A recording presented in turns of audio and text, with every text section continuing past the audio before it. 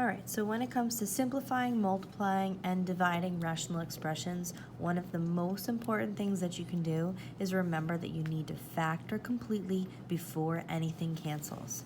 When things cancel, for example, like x minus 1 over x minus 1, that's because these are canceling out to be a value of 1, just like 3 over 3 cancels out to be a value of 1. There are some special cases. I don't think there's going to be very many of them that are going to come up in these lessons, but just in case you ever saw this, if you had something like 2 minus x and x minus 2, those are the same expression but in the reverse order, and subtraction is not commutative, so when these cancel out, they cancel out to have a value of negative 1. That's because no matter what value of x you plug in, it will always simplify to be negative 1.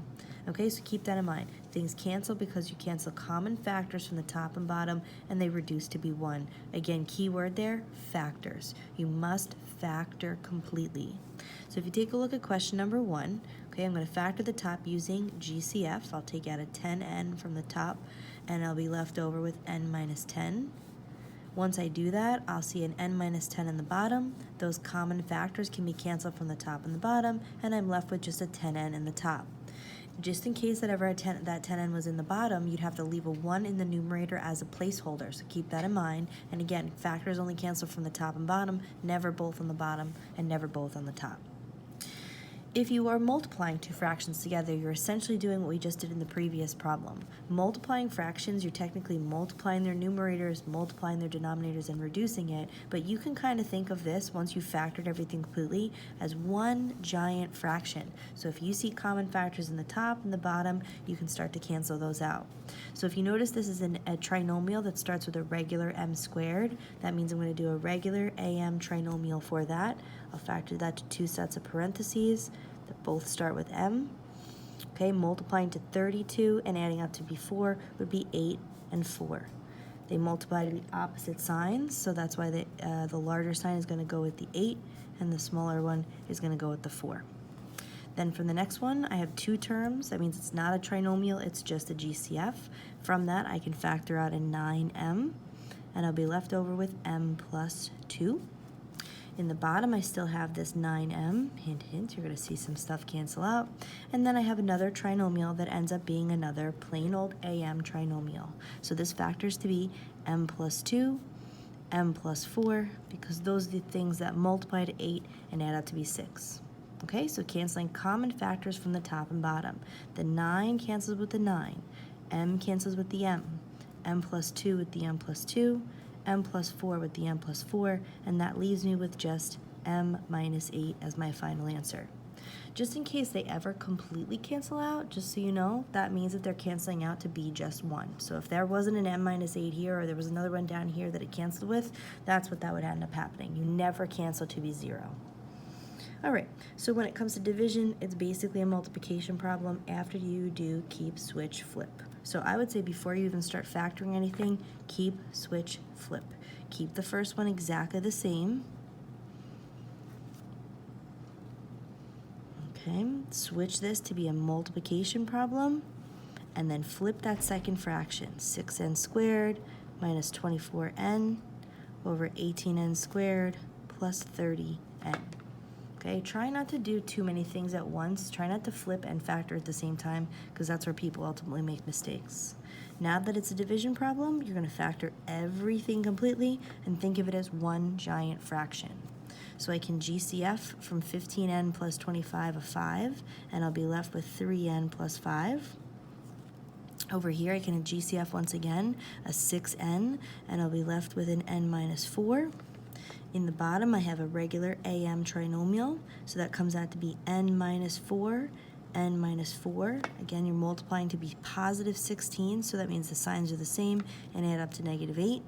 And then 18n squared plus 30n, I can factor a 6n from that, and I'll be left with 3n plus 5.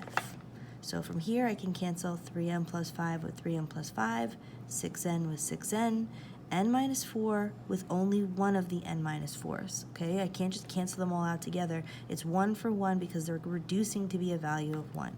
So what am I left with? 5 over n minus 4, and that's my final answer.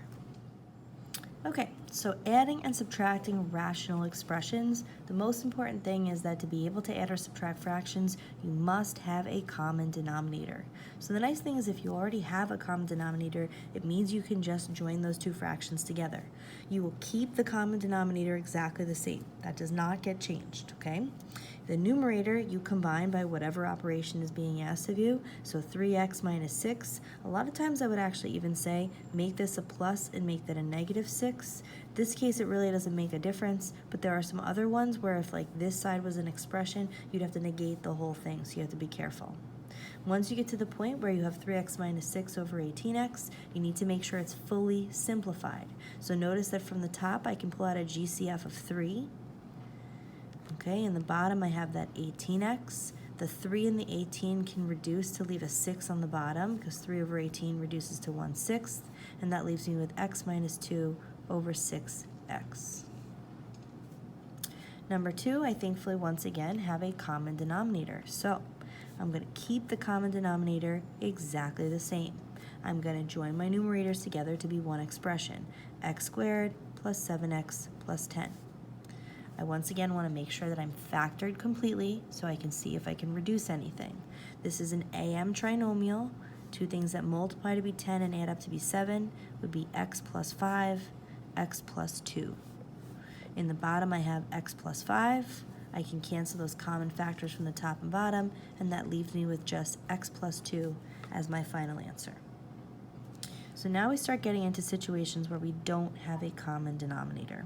I noticed that x squared minus 64 is a dots problem. I want to make sure I factor that completely. So I'll make this 7 over x plus 8 times x minus 8 plus 3 over x plus 8.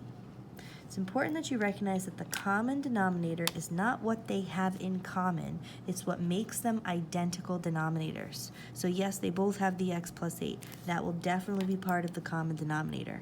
However, I need to make sure that I have both denominators being exactly the same. So you have to ask yourself, what's missing from this denominator that this one has? And the answer is the x minus 8. That x minus 8 needs to be part of both denominators. But I can't just multiply to the bottom of one. If I multiply to the bottom of one, I have to multiply to the top of it as well because I'm technically multiplying by one whole, not changing the value of my expression. Okay, so I'm going to start being able to combine my numerators now, but again, I had to make sure I had that common denominator, so my common denominator is x plus 8, x minus 8. I would suggest that you distribute this as you eventually carry this over into the numerator. So I have 7 plus 3 times x is 3x, 3 times 8 is negative 24. As I start eventually combining like terms, this becomes 3x. 7 minus 24 is 17, all over x plus 8, x minus 8. There's no need for you to actually multiply out the x plus 8, x minus 8 back together. That's perfectly fine, and clearly nothing is going to factor and cancel from the top and bottom, so that's your final answer. Okay, finally question number 4.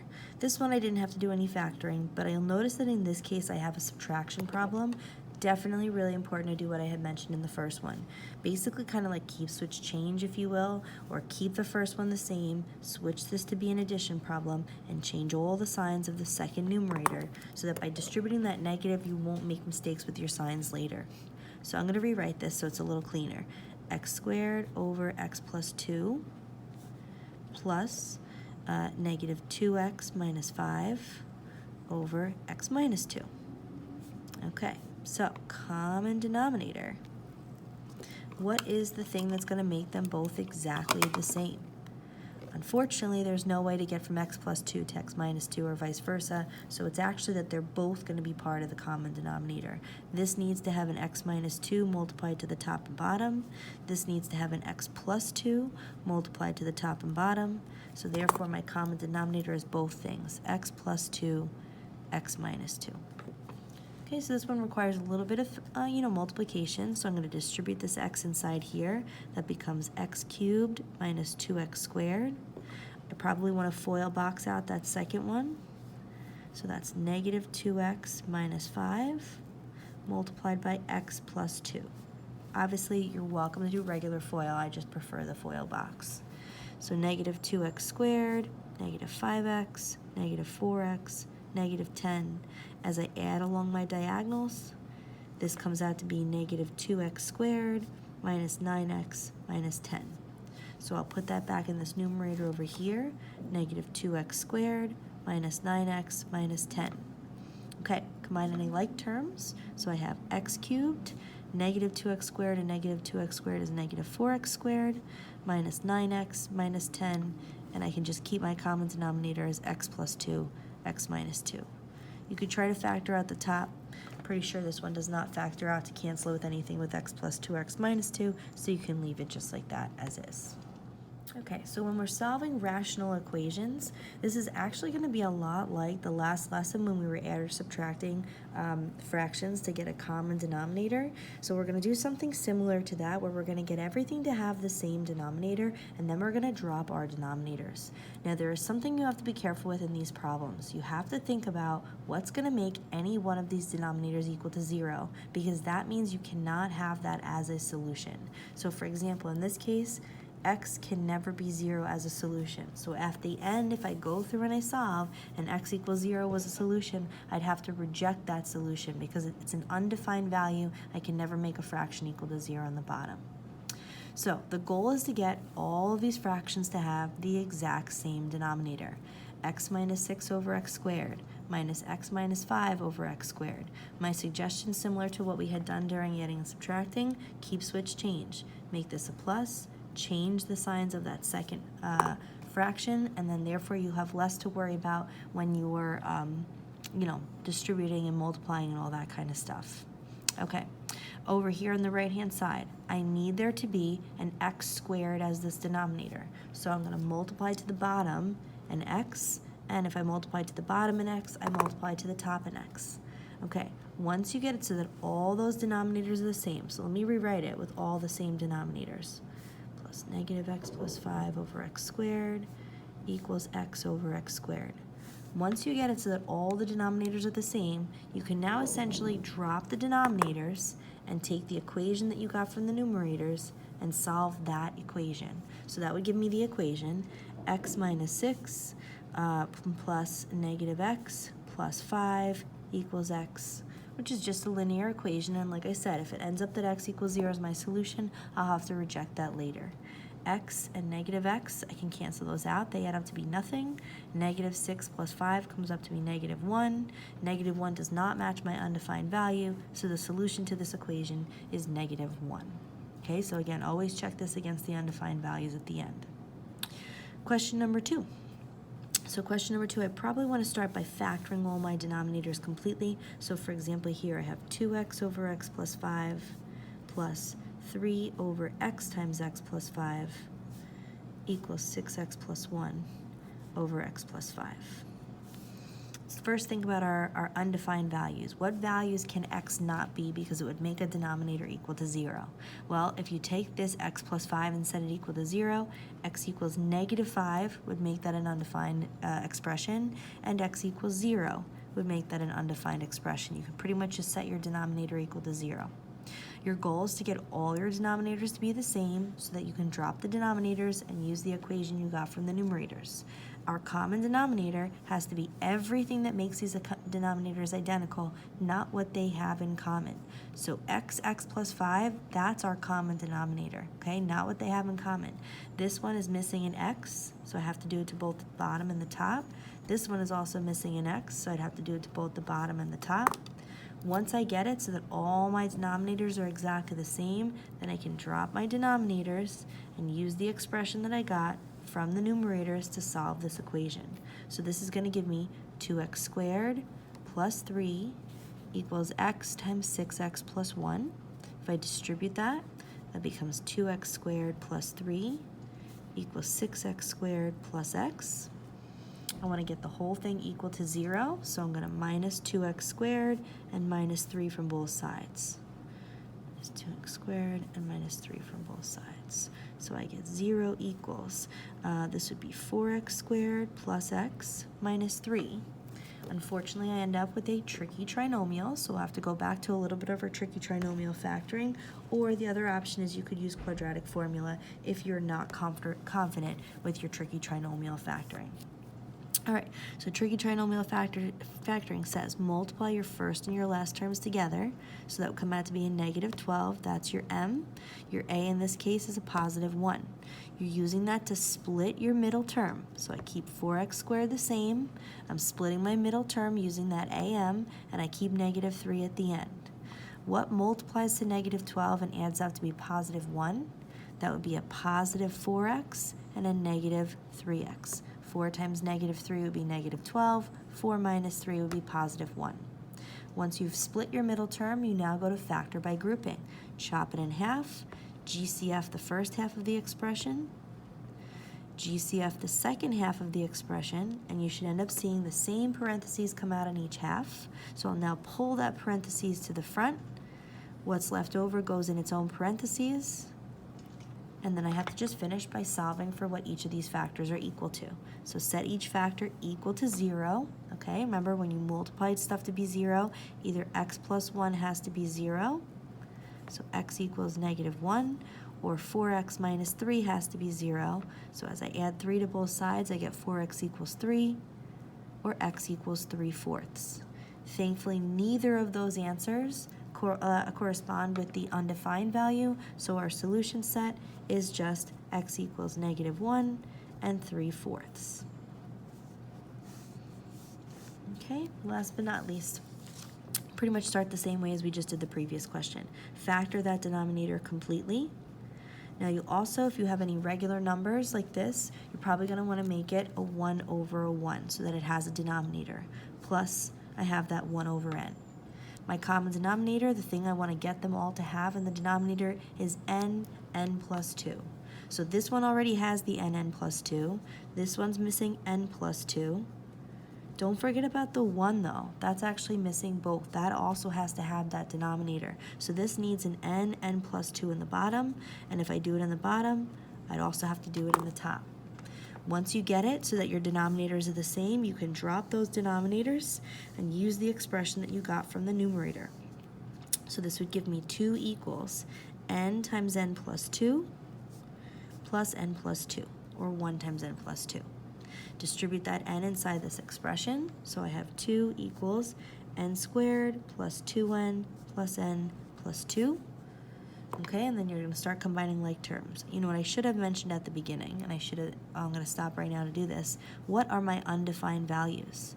Well, n cannot be 0, and n cannot be negative 2. If either of those solutions come out, or even though either of those numbers come out as solutions, I'll have to reject that. So I end up combining like terms, so I see 2 equals n squared plus 3n plus 2. As I minus 2 from both sides, this gives me 0 equals n squared plus 3n. Okay, so I had done an example like this when we were solving quadratic equations. People make mistakes with this and find this one difficult because they start trying to treat it like a trinomial, but it's not a trinomial. This is a binomial. It only has 2 terms. So your only options are GCF or dots. In this case, it's GCF. I'll factor an n out of both terms. I'll be left over with n plus 3. I have to remember to set each of those factors equal to 0. So n equals 0 and n plus 3 equals 0 would give me n equals negative 3. Notice that in this case, n equals 0 was one of our undefined values, so it has to get rejected, and our only solution then is n equals negative 3. Be very careful for those rejected solutions. It happens many times, especially on Regents questions with these rational expressions, or rational equations, I should say.